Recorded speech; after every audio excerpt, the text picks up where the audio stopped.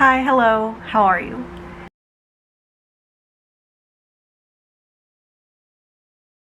Hello, it is the 4th. I fully intended to start this on the 1st, but 2023 really came on strong. I haven't uploaded in like 6 months.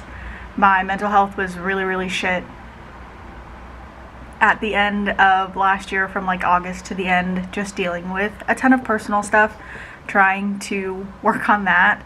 And then New Year's Eve, my grandpa, had a stroke and he passed away on Monday. So I'm off this week. I'm just kind of trying to rest. The few days that he was in the hospital, we were in and out. We were there the first night until like 3 in the morning. And then I went back the next day at about 10 to take like coffee and breakfast sandwiches to my aunts and my nana who were there. Left, came back kind of in a rush later the next day, or later that night, because his oxygen levels were dropping. They stabilized him, which they weren't supposed to do, but that's like a whole nother thing. And then he passed away on Monday.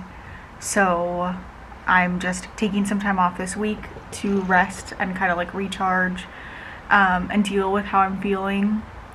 The like couple of nights that he was in the hospital, I did not sleep well. I was just waiting for that like text message telling me you need to come back to the hospital, or that he was gone.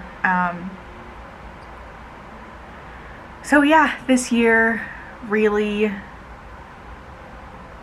has already just kicked me down. I feel like I had dinner New Year's Eve with my fiance, and I was literally telling him, I was like, I really need this next year to be better. I've just been so down and stressed out. And then 2022 said, hold my beer, I'm not done. But I have been reading. I really didn't last year at all, except for like October. I read about 4 books.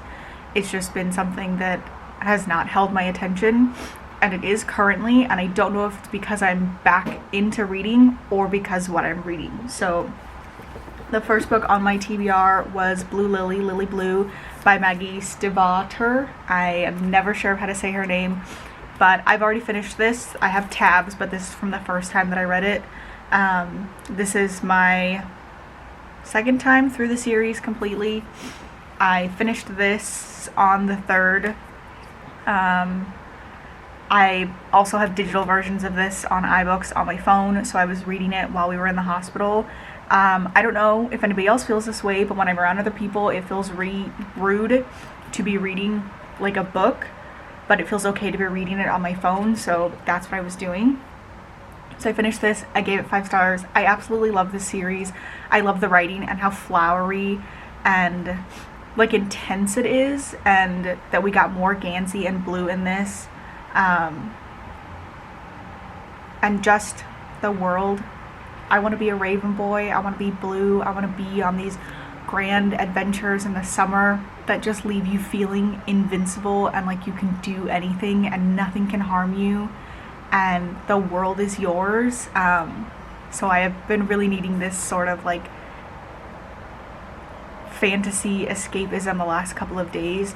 So immediately after I finished this, I picked up The Raven King. I started it a little bit late last night, so I'm only 34 pages in. I didn't tab this the first time around, but I do have tabs in there so that I can. And I'm just really enjoying this. And again, I don't know if being back into reading is actually me being back into reading, or it's because I'm enjoying this series so much, but I'm glad I picked it as kind of like my first books of the year. I read The Dream Thieves, obviously, in December, and so now I'm coming back to this, and I'm really hoping it will just kind of like re-kickstart my love of reading. Not that I ever lost it, I just didn't have like the mental capacity to sit down and read. By example, I started The Night Circus. It's very interesting. I'm 100-ish pages in. Was really enjoying it for like a day and then fell off. So this is on my TBR for this month as well. And then another book that I started in December and didn't finish was The Ballad of Never After by Stephanie Garber. I took the book cover off, so this is just like the hardback. I absolutely loved Caraval and that entire trilogy. I really enjoyed the book that comes before this. I can't think of the name right now. But I'm hoping that the like magical fantasticalness of this will also keep me going. And then I have Harrow the Ninth. Loved Gideon the Ninth. Loved it. I think that there is an audiobook for this one as well on Scribe, so I'm going to be listening to that. I need to know what happens between Gideon and Harrow, if Gideon is still like alive, and just see what happens next now that they figured out that like most of what they've been told their entire lives is a lie. So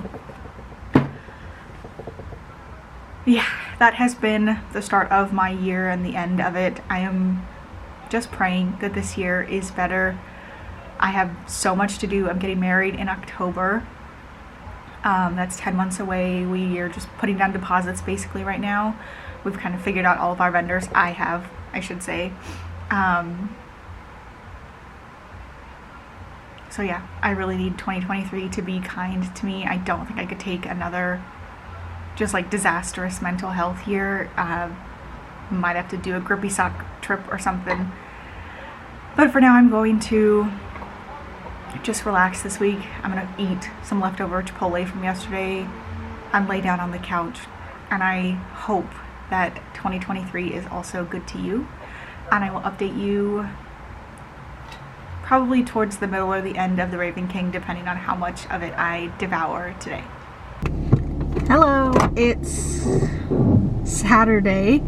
My days are all messed up this week, but I am heading out to go run some errands. I have a cup order to drop off, and then I need to go pick up 2 cups from Starbucks to work on 2 more orders.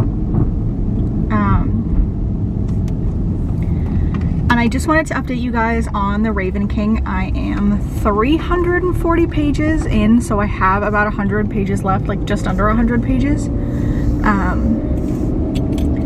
And I forgot about Henry Chang. Like, I forgot that he plays a part in The Raven King at all. I was looking at like artwork on Pinterest, and I kept seeing like an Asian character in some of the artwork and just really could not understand where he was coming from, and now I do. But there's only 100 pages left, and I really don't know. I can't seem to remember what part he's gonna play. Like, he's sort of part of the gang now. We've gotten some background story on him. We know that his mom buys artifacts from Declan and bought from Neil Lynch, their father. And he's a fun character. I like the way he interacts with Blue.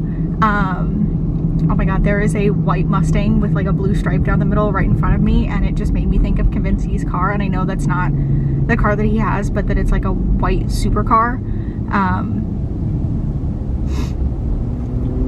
That's what it made me think of. But yeah, I'm really enjoying it. I'm probably going to finish tonight. I think I'm like 2 days ahead of schedule for like what I had jotted down to read, just because I went through Blue Lily Lily Blue so quickly. But I'm enjoying it. And I'm loving that. Again, I also forgot that like I read this series so long ago. I forgot that like Ronan and Adam properly get together. I was thinking that it was maybe just like a hint at them getting together, a hint at Ronan being gay. I just couldn't remember because I'd read the series so long ago, and now that I'm rereading it, I'm like, oh no, they just not straight up say that he's gay, but the way that he talks about Adam and how like the church and Adam live now in the same downtown area, so all of his things of worship are in the same area. I just really loved that. So I'm loving their relationship and how they are with each other, and now that Blue and Gangsey are out, them like telling people, just being able to be around each other, and Gangsey still being like, oh, this is not allowed. I'm then realizing, oh, it is allowed, it's okay. But we've gotten to this part where they found out that in order to save Cave's water, someone needs to willingly die on the ley line, and Gangsey is like, okay, this must be it.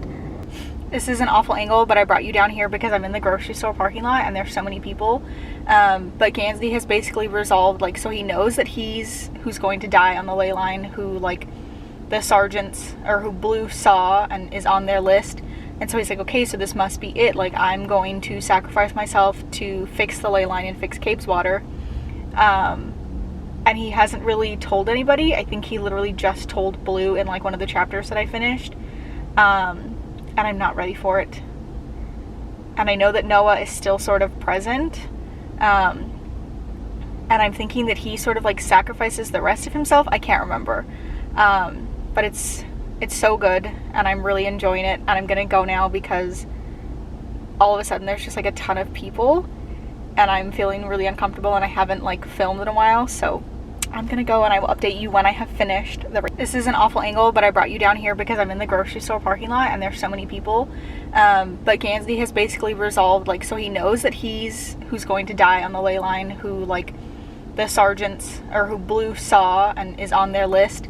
And so he's like, okay, so this must be it. Like, I'm going to sacrifice myself to fix the ley line and fix Cape's water. And he hasn't really told anybody. I think he literally just told Blue in, like, one of the chapters that I finished. And I'm not ready for it.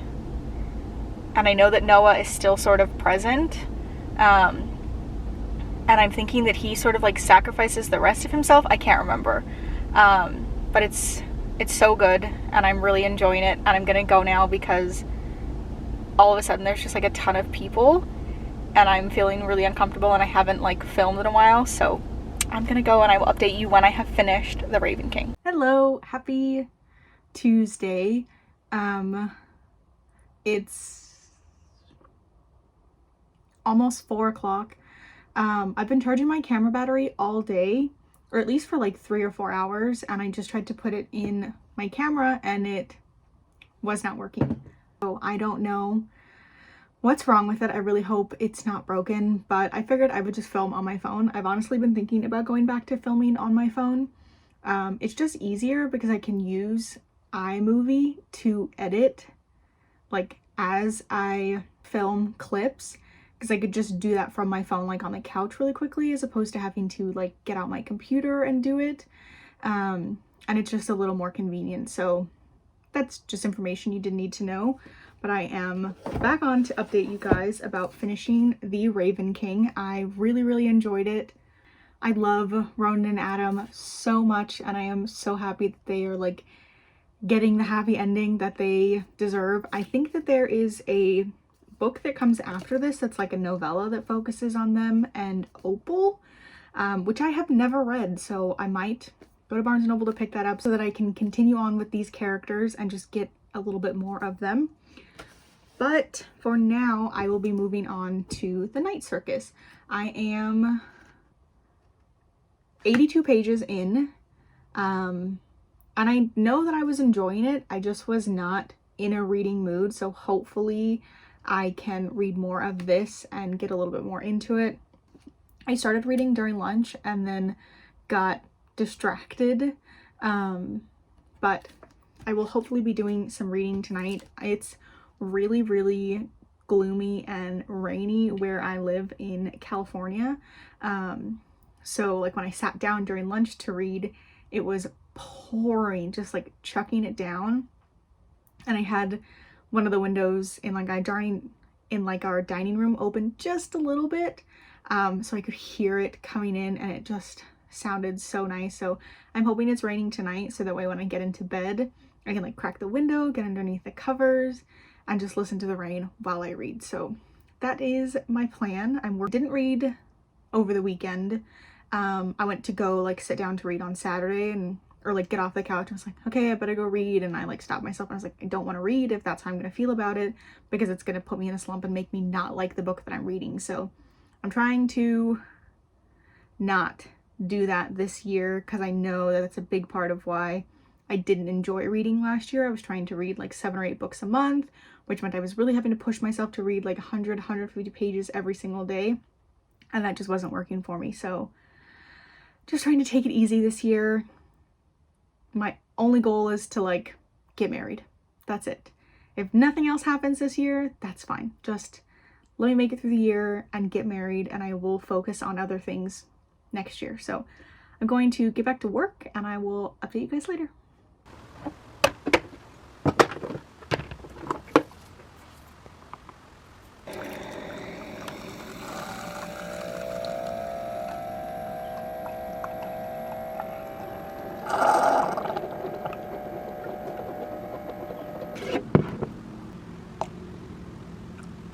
Good morning, happy Thursday. I am working from bed today. It's really, really cold. It's cold for California. It's like 50 degrees and it's pretty gloomy outside. Sorry if the lighting is a little bit weird. I have you in the window and the light is coming like directly in, so it might get messed up a little bit. But I made a chai tea this morning. We got a Keurig machine from my aunt. She got a new one. And gave us hers, which I wasn't super excited about because I don't drink coffee, but they do chai tea pods, so I made one for myself this morning. And I don't think I put enough water, but I just added milk into it, so it tastes pretty good. I'm trying to become a little bit more of a morning person, so I figured being able to do something like this, like make myself something in the morning, because I usually don't feel like making any sort of iced drink until after like 10 or 11. It just feels not appropriate for 7:30 in the morning. But I feel like this helps. And the last couple of days, this week at least, I have been getting up a tiny bit earlier. Working from home can be really difficult because you can literally get up 2 minutes before you're meant to clock in, throw clothes on, and sit down at your desk. And sometimes I do that, and I really was just wondering, like, why am I struggling so much to be up and ready and at my desk at 7:30? And I'm like, oh, because you're depressed. That's what it is. It's not the weather change, it's just that my mental health has been really, really bad, as I mentioned before. So I'm trying to do things that help me. Like, I laid out my like sweater and leggings that I was going to wear today, and I got the K-cups for my chai, so it's working a little bit. But I wanted to update you guys on the Night Circus. So I am 222 pages into the Night Circus, and really enjoying it. It is so magical, and I have been reading so many books that are sort of set in this like London time period, of like the late 1800s. Let me see, it's some of the chapters are time stamped. Yeah, 1891. That time period in London I am just really loving, and the like writing style that comes along with it that's a little bit slower. So like Babel, the Night Circus. What else did I read? Ordinary Monsters, and I know I have a couple other ones that I read towards the end of the year that have a very similar vibe, but they are slow. I don't know if it's just me, but when I read these books, it's like the voice in my head takes on a very somber tone, and I just read a little bit more slowly as if to match the pace of how I feel like that time period was. But I'm really, really enjoying it. Our main characters are basically in this sort of like challenge, not challenge, of who is the better magician. Their mentors put them up for it. They have known about the contest for pretty much their entire lives, but have not known who their competitor was. And when they both start working at this circus, one of the characters, Marco, helps build the circus. The first time that he sees Celia, and sees her perform, he knows that she is his opponent. And it's not until several years later that she finds out that he is his opponent. And they're basically just supposed to keep doing magic at the circus and outdoing one another without really knowing, like, any rules outside of that. She does something, you do something bigger. He does something, she does something bigger. So I didn't realize that several years had passed until just recently that, oh yeah, well I guess the chapters are time-stamped. I wasn't really looking at that. But they've been going at this for years, just making the circus more and more magical. And now that they've met, I'm wondering if things are going to get a little more curious. So I'm looking forward to that, but I'm going to end this vlog here. I'm trying not to film too much or talk too much, so that when I go to edit, I don't have 30-40 minutes to edit down and try to get under 20 minutes. So hopefully this one is okay. If you like this video, please subscribe, give it a thumbs up, comment down below, let me know how you are doing, how December was. Do you have any goals for 2023? My really only goal this year is to get married and to just make it through 2023 without anything else crazy happening. I feel like the beginning of this year has already been a lot, and I would like to just quietly go through the rest of the year without anything else happening. So that's my goal for 2023. Yeah. If you have any goals, please let me know what they are down below, and I will talk to you guys later. Bye.